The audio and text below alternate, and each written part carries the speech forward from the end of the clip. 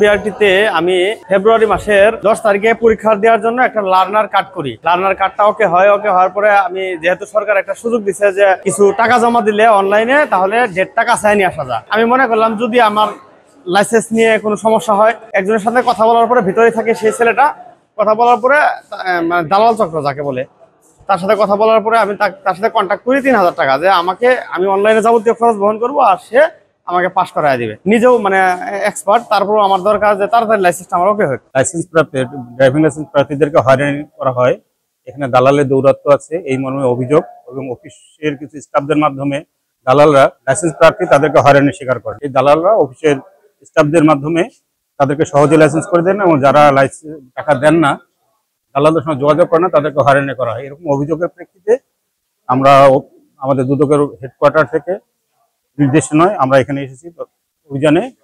আমরা অভিযান চালাই শেরপুর বিআরটি অফিসে, আমাদের অভিযান টিম এখানে আসে।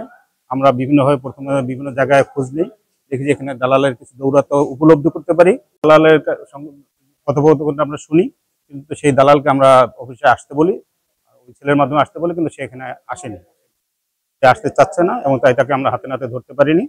তবে হ্যাঁ, সেই ভুক্তভোগীর বিবরণ আমরা শুনলাম, সেই ভুক্তভোগীর সঙ্গে ওই দালালের কথা হয়, সেই কথাটুকু আমরা শুনতে পারলাম।